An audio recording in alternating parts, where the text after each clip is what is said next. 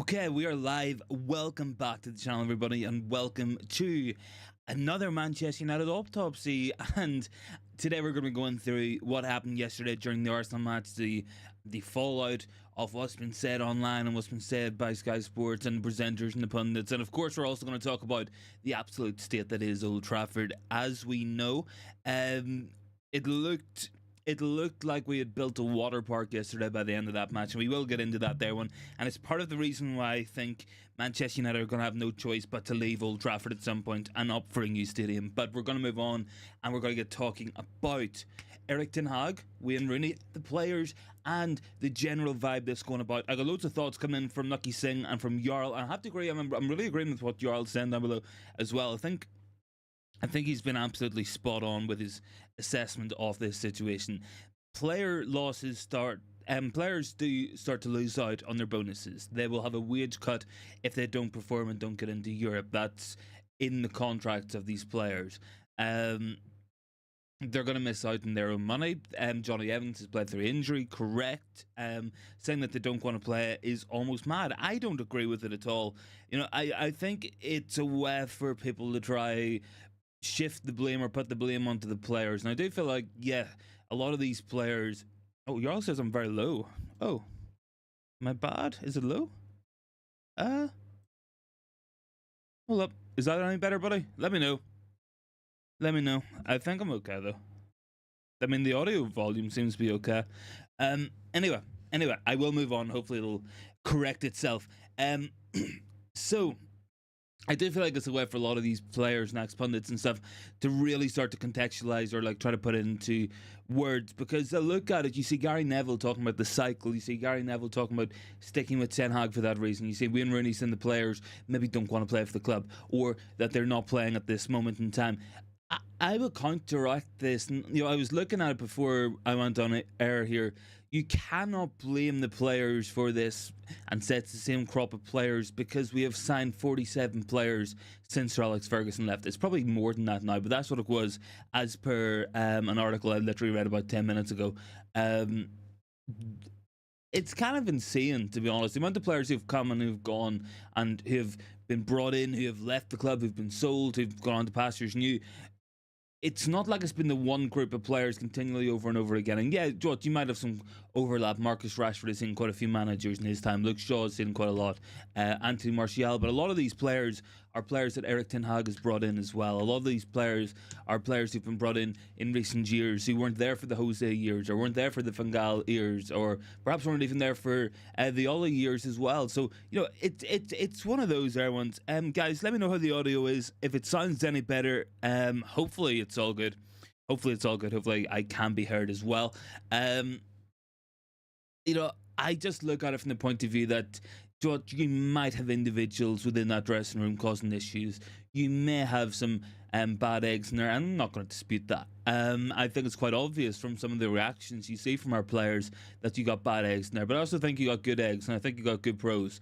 I think you got players maybe who lack ability in this team, and I don't think that's their fault by any stretch of the imagination. But I think when you look at it on the whole, I think the reason why we do bad or have been bad on an individual basis is, number one, players are either not fit, they're either rushed back, they're out of form, the system isn't helping them, or they're just plain and simple not good enough. You know, you've got players who probably fit into every single one of those roles. You know, you look at maybe your Scott McTominays, you look maybe at your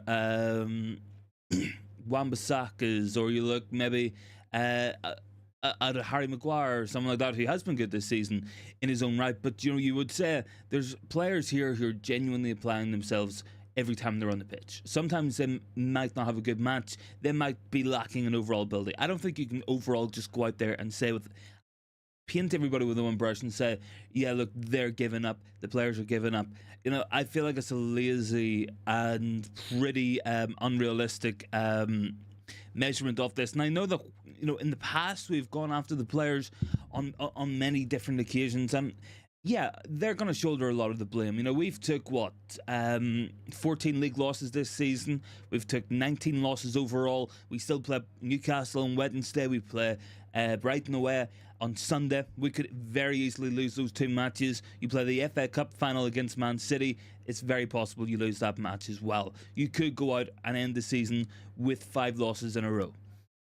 I find it hard to justify that, and I find it hard to excuse that within my own sense with the players. I find that there with my own sense with the manager as well. Look, I see Connor's comment, and we will get onto that very soon as well. It's genuinely heartbreaking to see what that stadium has been reduced to. Old Trafford, once the best stadium in the land, now when it rains, the away dressing room gets wet. You literally have, you literally have cases where it's basically a water park. There's a flow of water. There is waterfalls running off the roof, coming through the roof, and soaking fans who are literally sheltered anyway. So, that there is its own problem. That's symptomatic of everything that has gone wrong at Manchester United over the last 15 years. That is rot. That is decay. The stadium has been left to rot, and I think we're going to have to move and leave Old Trafford at some point. I think it's going to come, because whilst I like the idea of a Bernabeu type situation where we can completely restore what was there, I just think that Old Trafford's gone too far. It's just been left to rot to that point where it might not be possible, and we absolutely need to fix it. Be that with massive repairs or be that with a new stadium. And I think it's going to be a new stadium. Away dressing rooms getting soaked ridiculous. Like, you talk about a hole in the roof. Look, I guess stadiums can get holes in the roof. It can be fixed, and they probably should be fixed. But when you're talking about like the actual inside of the away dressing room getting wet, press boxes getting wet, the executive box is getting wet, the commentating gantries and stuff getting wet, that's genuinely big issues. Like, you're talking there about water running over electrical currents. Like, that is not a good idea for anyone involved. But to go back to what Jarl was saying, to go back to what Lucky Singh was saying at the top of the show when we were talking about the current state of Manchester United players. Do they want to play? Do they not want to play? What's happening here? I think they do, and I think that the argument that these players have down tools is a very lazy one, and it is being put out there by some sources, perhaps to take the flack of other people within the club, be that there from management, be that there from the board level. We've seen our players made examples of by the club who've gone after them, internal links going out about their character, about their personality, about private matters. That's not good. You look at it from a sense of view that every single time something goes wrong, it's the same voices coming out and blaming the players. Now, look, I'm not saying the players are blameless. I think, yesterday's match we lost because of a Casemiro mistake. He was 7 yards behind the entire backline. He played everybody onside and Arsenal scored. That's inexcusable. That is inexcusable. And what I don't think is excusable, though, is the fact that yesterday we played a brand of football. More pragmatic, because more from mid-block. We got a lot of tackles in. We broke things up in the middle of the pitch. And, to me, that is probably how we should have been approaching a lot of matches this season. Because we've been so open. We've been absolutely easy to play, absolutely easy to get at. And then you look at what we did yesterday and you say we managed to do quite well and stay within that match. A lot of people going into that game yesterday thought we were going to get battered, and we made opportunities for ourselves, and maybe on another day we could have had more joy. What that shows to me, and what question that raises to me, is why didn't we do this a month ago, 2 months ago, whenever we still had a chance to finish in a top 5 position, in a top 4 position? Why didn't we do this whenever we were hemorrhaging goals every single match in the Champions League? Why didn't we do this throughout the entire season when we went to City through away leads? We threw away leads against, I think Liverpool, at Old Trafford, Spurs, of course, as well. Big one that we kind of bottled in the Chelsea match again. To lose that match in the position we found ourselves in after coming back. How do we keep finding ourselves in these positions, and why haven't we tried to do something different? Yesterday is an example of what we could have done, but we just chose not to. And I don't think that's good, to be honest. And I do think that Erik Ten Hag is in a position now where I think things are very uncertain. And I think Ineos will look at this from all angles. They will say, yeah, look, we've had a lot of injuries this season, but other clubs have had injuries. We have lost 14 league matches, 19 matches overall. We have a -4 goal difference with 2 matches left. if we fail to win the next two matches, we will finish with the lowest ever points tally in Premier League history for any Manchester United team. That's what I mean. That's kind of what I'm talking about. They'll look at it from all sides, and I think you've got to look at it from both sides. You can be Ten Hag in, you can be Ten Hag out. You can think that we need to get rid of all the players first. You can think that there's bigger issues at United than just Erik Ten Hag. But I think we have to look at this from a top-down, holistic approach to it. We've got to look at everything, and I do think Erik Ten Hag might find himself in danger because of that. And yesterday, whilst we managed to stay somewhat competitive in the match, whilst we managed to keep Arsenal at an arm's length, and thanks to big saves from Onana and some poor misses from Arsenal as well at times, which definitely helped us, you do have to look at it from the point of view that sometimes Erik Ten Hag can find himself in these positions and in these, what I would call, corridors of uncertainty, and where he finds himself making odd decisions and where he finds himself in potential danger. Now, look, last season I was a big fan of Ten Hag, and I think going into this season he had earned the right to stamp his authority on the team. I can't really excuse everything he's done this season. I think that we're going to make a managerial change, to be honest. I don't know what you guys think. That's just where I think we're heading to. I think we're going to get to that point where they will try to make a change, and they will look at the market and they'll say Potter's available or Tuchel's available, or we could go for De Zerbi or whoever it might end up being. It could be Amorim now that Liverpool deal's fallen through, that the West Ham links have died down as well, now that Lopetegui's going there. So there are some options out there. I would say there's not a single manager out there who has the current stock level of what Erik Ten Hag did whenever he was at Ajax. Now, I think if you compare Tuchel or you compare Amorim or you compare Potter, whatever, to Ten Hag at this moment in time, then I think you're looking at a different story.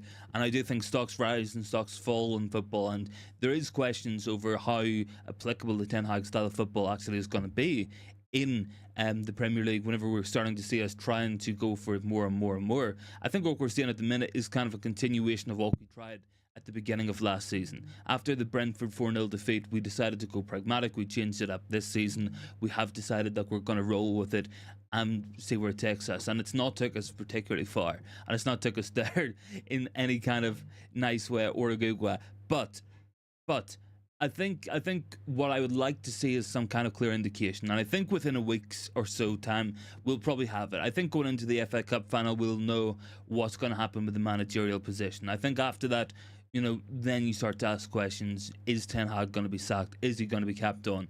You would want to see a quick turnaround on it, whatever we choose today. I don't want to be sitting here in mid-June saying, is Ten Hag going to get sacked? Is he going to stay? If we're going to sack him, then sack him. Then if we're going to keep him, then let's back him. That's kind of the position that I found myself in. I just think it's an interesting one anyway. Jeremy is down there. I wonder how easy it would be for the club to amend these players' contracts. Could be an ongoing issue for years to come. It could be. That's kind of what you get into. And Chelsea will have the same problems. If their players underperform and underdeliver, they've got players on massive wages for a very long contract who will be difficult to move on. And it becomes to a point where you have a lot of players who basically become unsellable because nobody wants to pay them the money that they're on. Nobody wants to give them the money that they're on currently. And then whenever you look at it from all kind of angles, it's like, why would we want to pay £200,000 a week to go sign Enzo Fernandez for 85 million from Chelsea, looking to get their money back when we could go somewhere else? We might find ourselves in that situation this summer again, where it's difficult to sell some players. And a real way to let players go is to run the contracts down. You're going to see that with Martial, you're going to see that with Varane, you'll see it with Brandon Williams, you'll probably see it with one or two others.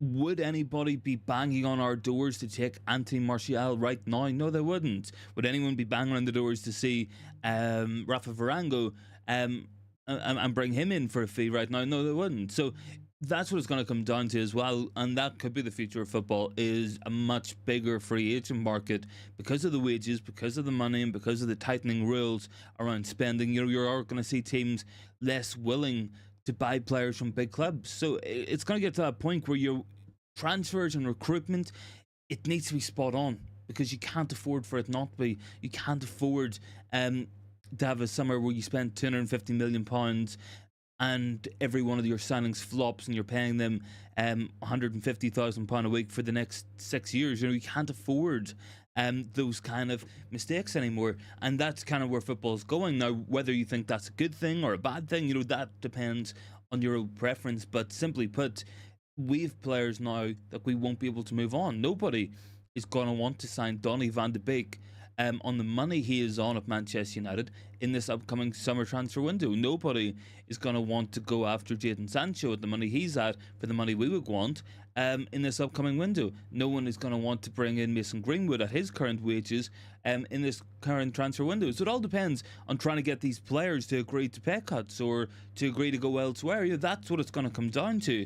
And you might see a practice in football where it becomes more common to have to pay players off. There was talk of it last year with Harry Maguire that United would owe him some money from from unpaid royalties or unpaid bonuses or whatever. That's genuinely kind of the position where you might find yourself in.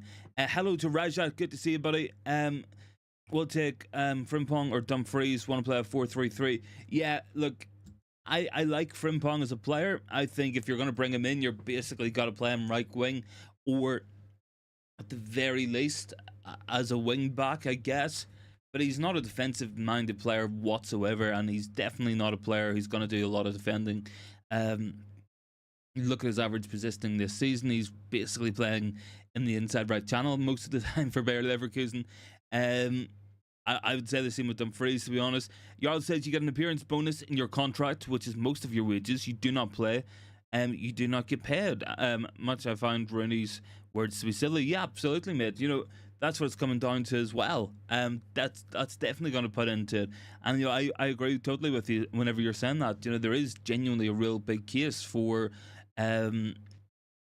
these to be emotional outbursts from ex-players that could pick up in the media, and people run with it as stories, and there will have been fans who listened in and watched Super Sunday, watched that Sky coverage, and will say, yeah, look, Wayne Rooney's right.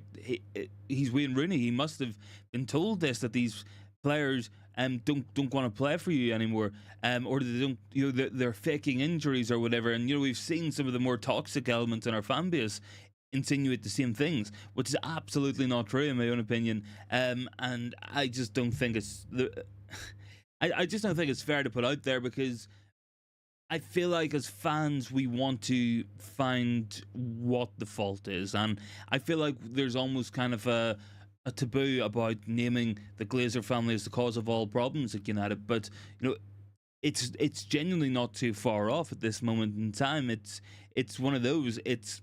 Everything is either a direct legacy ripple effect of the ownership, or it's coming down to the people who they have empowered to run the club anyway.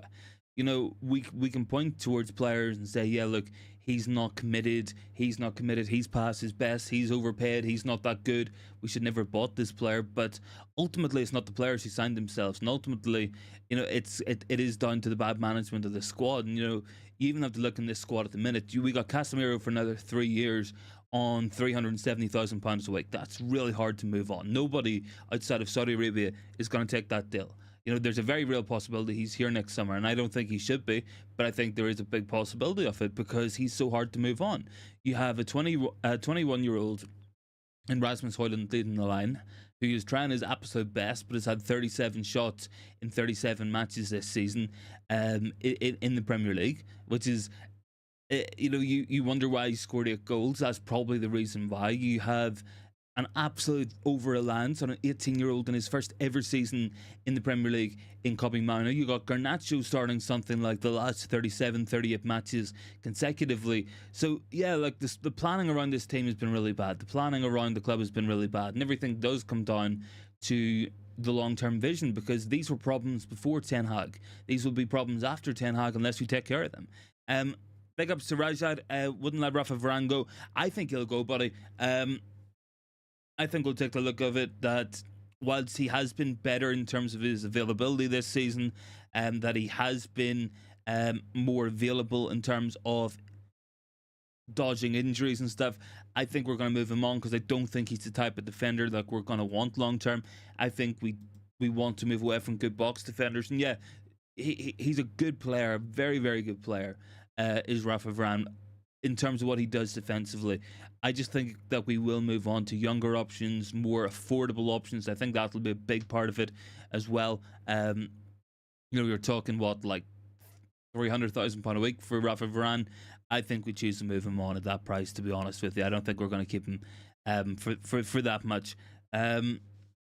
Rajat said, could go take a bath or swim. Yeah, that'll be the next thing, man. We'll rent it out as a water park and it'll just do. But I'll go through some of the quotes anyway that I want to look at here from Wayne Rooney, from Erik Ten Hag as well. And I guess we'll have a look at some of the other stories that we got at the minute. Anyway, United to the floods after Arsenal's game will not impact on the final home game against Newcastle on Wednesday. Old Trafford has been fully operational today, allegedly. Workers climbing up outside of Old Trafford have been carrying out maintenance work and painting the steel girders around the stadium rather than working on any specified issues. Yeah, that sounds about right. At this moment in time, that sounds absolutely correct. Let's just put a lick of paint on it. Cover up job as always. But we will. I'll run through some of this anyway. Because some of it is kind of interesting, I guess. We look first and foremost at yesterday's match. Obviously, you got quotes about Gareth Southgate. I think we can ignore that. It's every single day, without fail, that Manchester United lose a match that they start talking about Gareth Southgate. Richard said, "Do you hear Ben Sesko was Old Trafford?" Yeah, his agent was. Now, apparently, he's liked by Arsenal, so he could have been there to see them. He's been linked to us as well. Whether or not he is the right guy to come in and be a complementary player in our forward line, I don't know if he is or not. I feel like he's too similar in age and profile to Højlund, to be honest. Anyway, we will get talking about this yesterday. So Roy Keane started this all off. He said, "I hope Erik Ten Hag is given more time. It's not a good sign that players don't want to come back from injury and play. You'll always have those carrying injuries, but you'd hope that they'd be desperate to get back out there to play football. There's always been a few players at a club that have their heels with injuries, but I genuinely think players I played with, if you give them a length of time, they'll be out for it. They'll be looking to knock a week or two off that." Again, this is down to question marks over desire and stuff. And this is coming down to all of that there. I just feel like this is just lazy punditry, to be honest. And, people online have been out here going, yeah, look, the players are getting called out in the media, etc. It's not that. It's just points scored. It just doesn't help anybody. You've Wayne Rooney saying some of the injured players are fit to play as well. The team looks disjointed and full of individuals, and that's a concern. You look at the middle and the bottom of the table, there's a togetherness, a compactness to them. I think this is very easily it does feel like lazy analysis, but a lot of people will go with this, and a lot of people will try to follow this, and you'll get people desperate for answers trying to cling on to these notions that these players don't want to play football for us, that these players they're fit and they're not being that they're just not making themselves available. You have a management and you've had a team this season that time after time has played players through injury and gotten them re-injured. You look at Tyrell Malacia, not here all season, will not kick a ball this season for Manchester United. You look at Luke Shaw, been in and out of the team. He's come back twice and got injured immediately after. Mason Mount, every single time that man comes back from injury, he's injured straight away after. Same with Lisandro Martinez this season. You've had Bruno Fernandes, who's never had a career injury, get injured this season. You've also had Marcus Rashford in and out of the team with injuries. Højlund's been in and out of the team with injuries, comes back, struggles, doesn't get the service. You've had a couple of players who've been fit for most of the season, and genuinely applaud to them. Fair play for that there, but you do have to look at the bigger picture here and say, are these players being looked at? Are they being looked after? Are they getting the kind of support that they need? And honestly, based on the evidence we have so far, I don't know if they are. Like, I really, really don't know if these players are being looked after in the way that they need to be by this management, by this club. We haven't even had a club fitness coach all season. We've had massive injury problems the entire way through this year, and I don't think it's all down to the players. Like, I really don't. You see these stories about players choosing willfully to go out and go to private surgeons, go to private consultants, go and do their rehab away from the club where they feel like they can get better treatment. And, this is the same club who you're expecting then to give them the treatment to. That's not good enough, in my opinion. You then have a situation where there's a breakdown in trust between the players, the fitness staff, and the coaching staff. And clearly, that's a big issue. I don't think these players are phoning it in. I don't think these players are pretending that. This has been an ongoing story for months and months and months. It's been covered by a lot of good people within the world of journalism. And clearly, I do think that there's big issues when it comes to how we handle fitness, how we manage fitness, and how the management take a look at it on the whole. Players should not be getting injured the match they come back. And yet it's happened to Wan-Bissaka. It's happened to Mount. It's happened to Rashford. It's happened to Shaw. It's happened to Maguire. It's happened to Johnny Evans, who's played the last 2 matches, even though he hasn't passed fitness tests. So, this is kind of the level that you're talking about at this point. It's not good. Rajad said, will Crapford play the next game? I don't know, man. Jeremy said, paint is waterproof. Don't worry. I mean, maybe it depends on the paint, to be honest, man. I mean, they could be putting up repairs with Pritt stick, knowing the Glazer family. I don't know. I'm just, I do really hope things start to turn around at this club, man, because I just can't take this. Like, it's so disheartening, and it's just like, how long is this going to go on for? Because this is now, it's 11 years since we won a Premier League title. Pretty much 11 years to the day, if we want to be honest with ourselves, because I think we won the last one against Villa with 3 or 4 matches left in the season. So 11 years. This has been going on for 11 years. What point does this end? Red Devil TV is down there. Get rid of the manager, rip up some player contracts, fix the roof. Great start, big up. Thanks very much, man, for the comment. And yeah, look, I would agree with a lot of that. I try to be fair with the manager. You guys know my thoughts with it. At the end of the day, 19 losses in a season is not acceptable. 14 losses in the league is not acceptable. A -4 goal difference is not acceptable. 65 injuries in a season is not acceptable. Where's the care for those players? And that's why you're struggling so much sometimes. You're trying to play a style of football that just cannot be played in this league with the quality of teams that you're playing against. The teams at the bottom of this league would probably finish top 5 in the Eredivisie. That's probably not an overstatement to even say. You go to Selhurst Park and you get spanked 4-0. You go to Arsenal at the weekend, you could beat 1-0 as well. You lose your matches before that as well. There's a possibility of us losing the last 5 matches of the season. There's a possibility of us having lost 22 matches in a season, probably about 50% of the games. Genuinely, it's such a frustration at this point. I just don't get it, man. Rajad said, quit with the paint job every time they don't fit nothing. No, they don't, man. They really don't. And I think it's clear and obvious to everyone involved in the United fan base that this is not going to be a job that can be done within 12 months. This is not going to be a job that one good summer transfer window is going to fix. The stadium is falling apart. You've got players who need to be sold. You've got players who need to be let go of. You've got players who are not good enough. You have a manager seemingly who's heading for the worst ever points tally in Premier League history for any Manchester United team, even lower than what we got under Ralph Rangnick in that team, with all the issues that squad had that season. It's no surprise. It's no surprise that people are questioning the manager. It's no surprise that he's on the defensive, and well and truly he probably should be. Like, if there was no pressure on Erik Ten Hag at this moment in time, I would really question what we're doing as a fan base. I would really question where this club's going if this manager genuinely had complete assurances that he will be there next season, because there's just nothing in it. There's just nothing in this game. And even when you look at the team selection, what little selection we have, what little options we have, you look at this team and you go, why has Amad Diallo not been playing? Because yesterday he did more in the time he was on the pitch than what Anthony has done in his last 5 matches. And that's no word of a lie. That is absolutely no word of a lie. You've had Amrabat there for the last couple of matches, had a pretty good game. You got Kambwala, who could have come on. You've had young players on the bench as well. You don't have to persist with Casemiro at centre back, and we have been. You don't have to put Wan-Bissaka at left back. You could have just put him at right back and put Dallo there, who was much more comfortable there yesterday against Arsenal. But these are some of the questions that Erik Ten Hag finds himself in?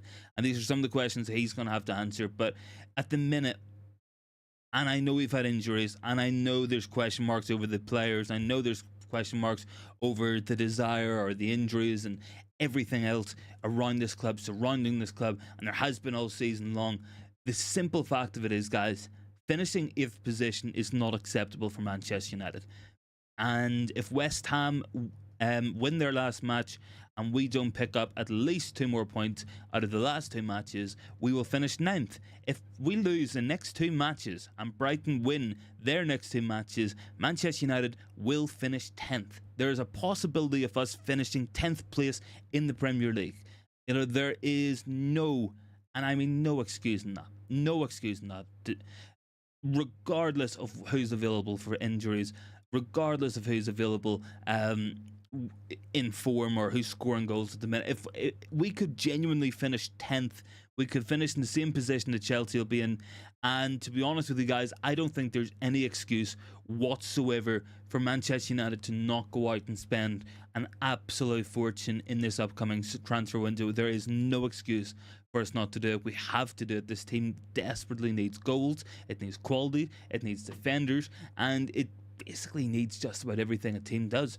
You know, no way we can excuse it at this point. Lucky Singh, good to see you, buddy. He says we need better crossing and men need to get in the box. Yeah, but that should be on the manager to tell them. You know, we talk about Højlund's lack of service. We talk about Højlund having, on average, 1 shot per game in the Premier League all season.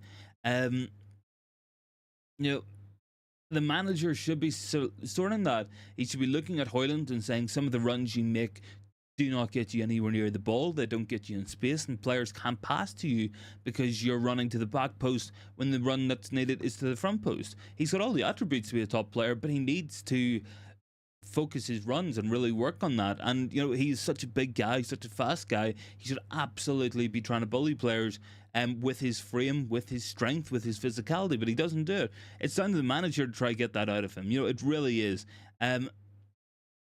Red Devil TV said Ten Hag wasted transfer funds, taking us backwards, giving the iconic number 7 shirt to a Chelsea reject, falling out with half the squad. You know, it's hard to really contextualize as well, man, because on one hand, we've all been burned, and we've been burned many times with this. We have seen the constant arguments, the constant demanding to sack a manager, and we haven't seen anything ever get better from it. We haven't. You know, we thought originally, you know, if David Moyes gets sacked, we bring someone in who's got an idea, we spend some money, maybe we can get back up there. Louis van Gaal came in, we didn't get there. And then we said, okay, look, maybe Van Gaal's past it. Let's go for a serial winner. Let's go for Jose Mourinho. And Mourinho couldn't get it done. And then we said, okay, Ollie's gotten really good form. The team's playing well. Why don't we give this a go? And we went far with Ollie, but ultimately we always fell up short. And then we go, right, okay, Ollie's not good enough. We need an upcoming manager, someone who's got bright ideas, and is a contemporary manager, is having success in the modern game, not success maybe 10 years ago or so. And that's what we went for with Erik Ten Hag. But I do think there's bigger issues than the manager, and I don't think that just sacking Ten Hag and bringing Thomas Tuchel in or bringing Graham Potter in or whoever it might be, I don't think just sacking him and bringing them in fixes the problem. I don't think with any confidence that if we give Ten Hag another £250 million to spend in this upcoming window that he does any better. I don't think he does anything better there at all. And it's one of those, like, I think that this is such a big job and it's going to take a while. Like, it really is. Hello to Gani, good to see you, buddy. Do you think the market value has increased, or how many of our players are worth 40 to 50 million? That's what United should take as a first priority. Gani, not very much, buddy. Not very much. And I would say the following players are maybe worth that much if you try to sell them on, if you're talking 40, 50 million. Bruno Fernandes, Marcus Rashford. Out of the people you might sell, that's genuinely close to about it. Like, I can't see us selling Højlund or Garnacho or Manu. I don't think anyone else we would want to sell will go for anywhere near that much. So it's one of those. It's like, you know, we got players maybe 20 million to 30 million we could sell. We could sell Maguire. We could sell McTominay. Those should be sales maybe we look at. You could sell Casemiro. Probably you should be aiming to do that. You should be looking at selling Greenwood and you should be probably looking to sell Sancho. For in and around that kind of ballpark. You take losses on them, but you take what you get, and I don't think that's too bad, to be honest. Like, I think you're talking the guts of £80 million worth of players there if we move them on. I think that's being realistic. Obviously, they have to be willing to go. That's the hard thing. Hello to Bart as well. What have we? Lucky is saying Wayne Rooney players are not committing to standing on their feet. Bournemouth midfield get Tadebo. Yeah, I think we probably will go for Tadebo, to be honest, man. Rajat said, what do they care about number 7 on its marketing company? Yeah, it's one of those, like, I'm not too bothered about the shirt number. I'm more bothered about the fact that we spent £55 million on a player we could have got for a free, who has played 700 minutes of football all season. That, to me, ain't good business. Red Devil TV, I hear what you're saying, but now we've got a proper structure, or near enough. When Rania came in, he played a 4-2-2-2, and he noticed that isn't working, so he changed up. Why Ten Hag's too stubborn to change? No, exactly, man. I asked the same question at the beginning of the show. Yesterday, we played a more pragmatic style of football that was something like what we played last year. We didn't get blown away by Arsenal, and we actually played okay. Like, I don't think we played great, but we played okay. The question is, why didn't we do this 2 months ago when we could have finished in those Champions League spots, or we could have finished higher up the league table? Why didn't we do this when we could stop conceding goals every single European match? We conceded 2 or 3 goals. Why didn't we do that then? Why haven't we done it until now? Why is it taking for the league to be over, for the season to be over, bar the FA Cup final, to make a change? Like why are we doing that there? Why haven't we done that by now? Like, if they always say, look, if it ain't broke, fix, don't fix it. But if it's broke, you have to try fix it. You have to try something new. And if you try every single week, and it's clear and obvious that the players you have don't have the ability or the physicality to carry out your system, then you have to change the system. You look at what Pep tried to do when he first came to City compared to what he's doing now. There's been an evolution there. He went for the first season with City. They were pretty weak physically, and at the end of the season, he made his conclusions, he made his decisions, and he changed up what he wanted to do. I don't know why Erik Ten Hag has to persist with the style of football that hasn't worked all season, that's got us into this position where we're going to have the worst season in the history of Manchester United in the Premier League era. That for me is absolutely inexcusable. Regardless of what happens in the FA Cup final, the ends do not justify the means for this year.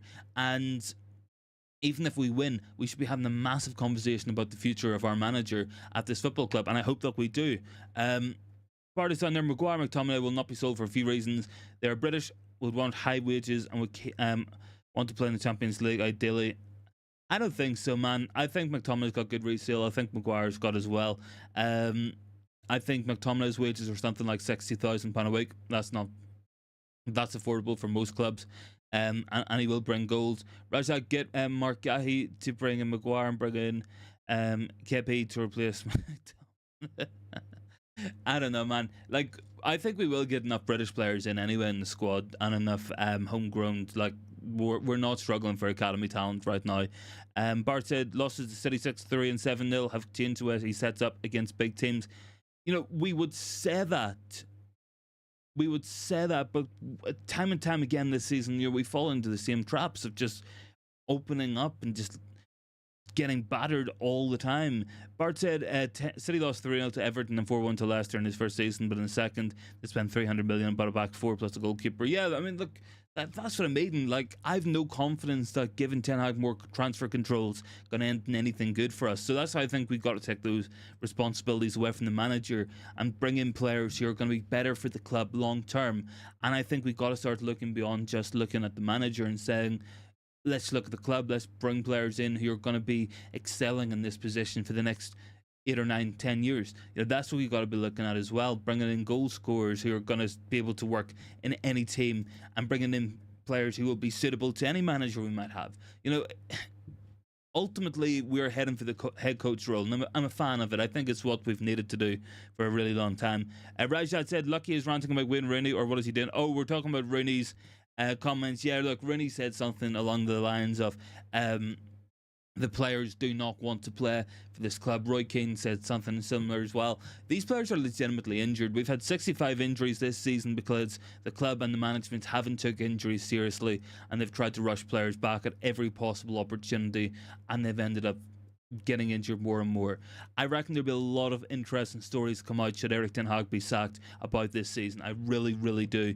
I think it'll be like the Rangnick era, where you'll see a lot of stuff come out.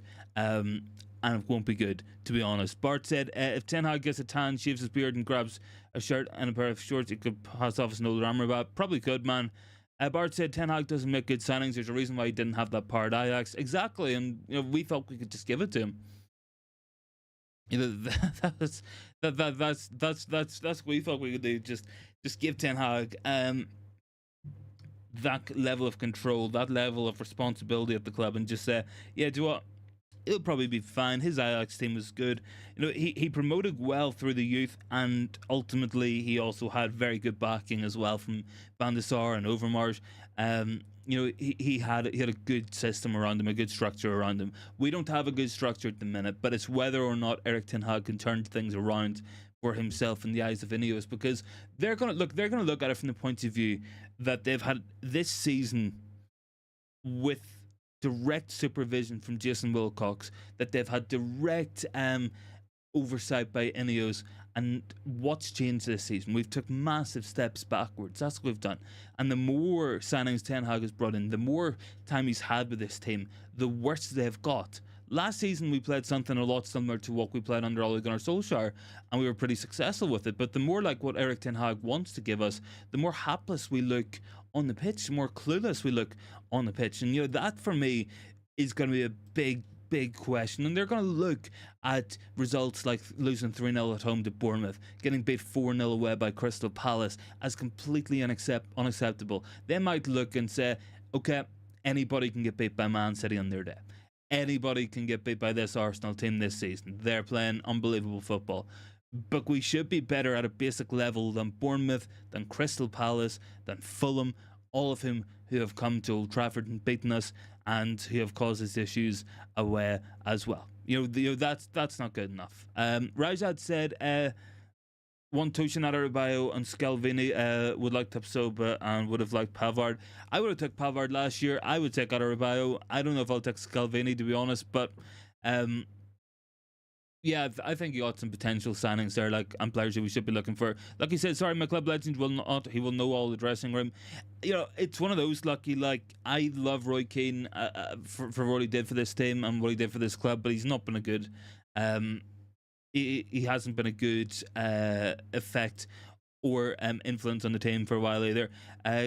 Girav said, "Hi lad, am I from Manchester or from Salford? I'm from neither, but I'm from just outside of Belfast, Northern Ireland." Although I wouldn't, I get to plenty of the matches anyway. I've been a couple of times this season, probably going to go a few times next season as well. But I don't know. We'll find out. Hopefully, anyway, when we go over, it'll be some better football. Although the last match I went to was pretty good. We played Chelsea at home, won that one, so that was a good one. Anyway, let me check that poll result. We got 21 votes on this. 43% said yes, the players do not want to play anymore, which I also spelled wrong. Apologies for that. 19% said no, they're genuinely injured. 5% are not sure, and 33% say a lot of them do try, but they're just not good enough. I can kind of in that camp. You can say these players, a lot of them give maximum effort. McTominay probably gives effort. Maguire, Wan-Bissaka. Bruno gives a lot of effort, but he pays it off. There's a lot of players in that pitch and who are in that team who do work hard, but are just not good enough. And then you have players who maybe don't work hard at all, and then you got players who don't work hard and who also aren't good enough. So it's kind of like that there, to be honest. Razad said ex-footballers don't need to be pundits. They talk crap and get talk paid to talk bullshit. It's all annoying. Yeah, it is, man. It is. Not every ex-player should be a pundit. It's a different job, man. Will Rashford play the next game or no? I don't know, man. I don't know if he will or not. Probably not. I don't think we're going to risk anyone before this FA Cup final, to be honest. So we play Newcastle on Wednesday night. So 48 hours time, last home game of the season. I reckon you'll probably see the exact same team as what you've seen on Sunday, to be honest. I don't think you're going to see any changes. I think we'll just stick with what we got. and we'll just be happy to have this season over in terms of the league, and then we'll just try to worry about the FA Cup. But we'll see. Look, we'll see what happens. We'll see where we go to. Gurav says, "Man, what do you think of all this Casemiro, Varane, Lindelof, Rashford going a single window, and we replace them with nice players? I hope we will." Yeah, I agree, man. I've had a list that I've gone through loads of times here, on different streams of people I think we need to let go, and this is what I think an ideal window will look like. Okay, I think it'll be Casemiro goes. You're looking at wages. You've got to look at him. You look at Varane going on a free. They're not going to offer him a deal at this point. Martial will go on a free. That'll be another one. So that'll be 3 gone. Brandon Williams will go on a free as well. That'll be 4 gone. I think we probably sell Sancho. That'll be 5. I think Greenwood goes for 6. I think Eriksen is probably going to leave this summer. That could be 7. You'll look at McTominay potentially going. I think that would be a decent seal. I think Lindelof would be a good seal. That's 9. Maguire potentially as a 10. You look at the forward line. I think we should probably let Anthony go if he really can, but I don't think he will go. I think Pellistri goes. That could be 11. I think then you start to look at the rest of the squad. Van de Beek got to go at some point. There's probably others that I'm not even thinking of. There's so many of them that I think will go or should go or that we need to let go in these upcoming windows. Unfortunately, we can't do it all in 1 year. As much as we want to, we will not get rid of all these players in one window. It might take until the end of next summer for us to have cleared out all the players we want to. So I think a realistic summer this year would be 7 or 8 players going, 5 or 6 players coming in, and then I think you do the same next summer. 7 or 8 players go, 5 or 6 players come in. All of a sudden then you've brought in 12 players. That'll be half of a squad.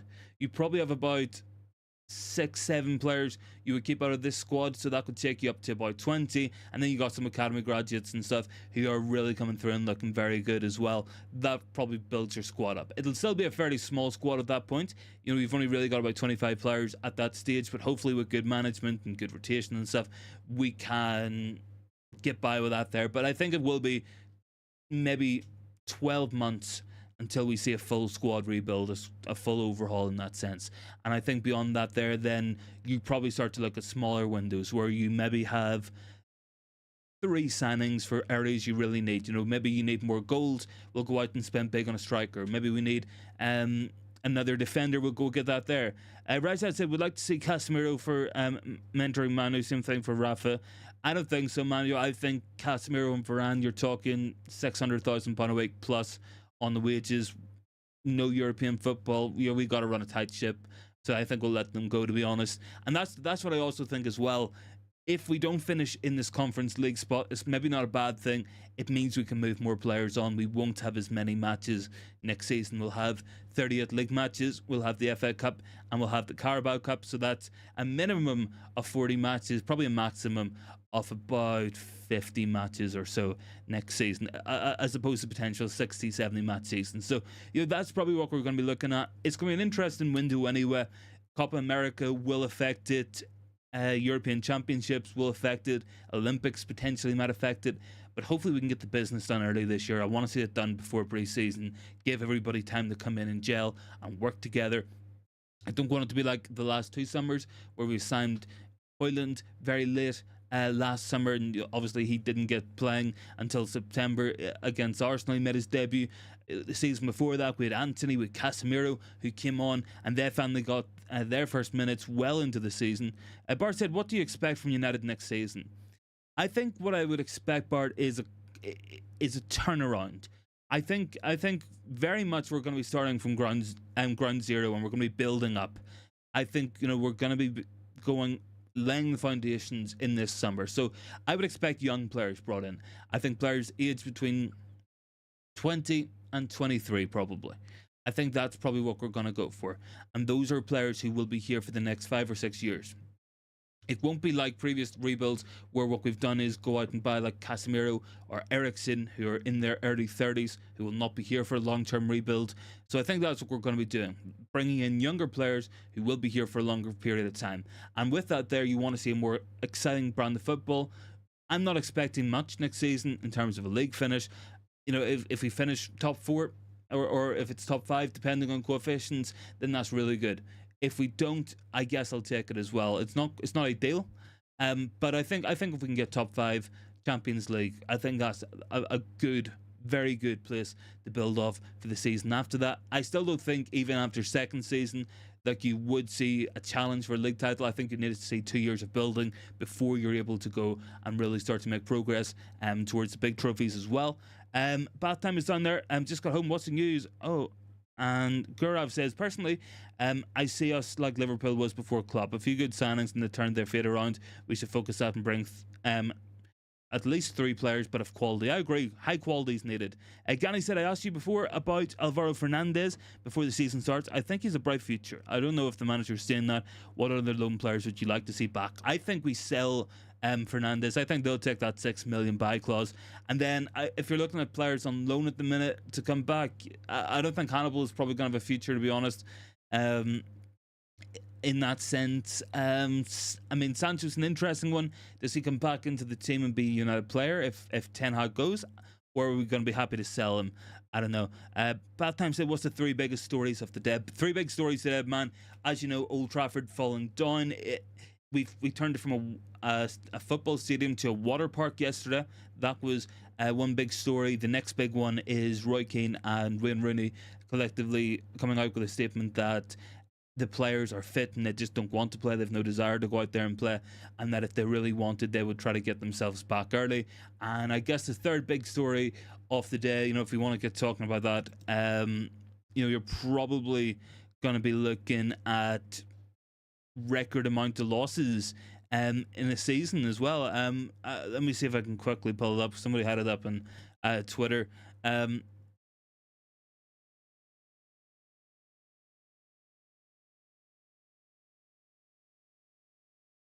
Let me see. There was something. Let me see if I can find this here for you. Bath time. United's 9th home defeat of the season. They've never lost more in a single campaign in their history. They also lost 9 in 1920, 1930, 33, 62, and 73, which is one of the years we got relegated, so that's not a good sign. And guys, pick up some 20 likes as well. Much appreciated. Rajat said, maybe if they sacked Ten Hag, Jaden will outland some financial or actual losses. Oh no, we're talking actual losses, buddy. 9 home defeats in a season, 19 defeats overall. Could be 22 by the time the season's done. Who knows? Let me see, was there anything else? Or no, I think that's everything. Look, guys, thanks very much for joining in tonight. I really appreciate it. We have Bath in the comments, so guys, make sure to go on to the United Agenda at 9 o'clock. Give those guys some support as well. They're a real bunch of top lads as well, and they'll definitely have a good stream on tonight as well. Make sure to join in with those guys for that if you can. As for me, guys, that's probably going to be us done for the night, so thanks so much for watching again. Really appreciate it, and I'll catch everyone in the next one.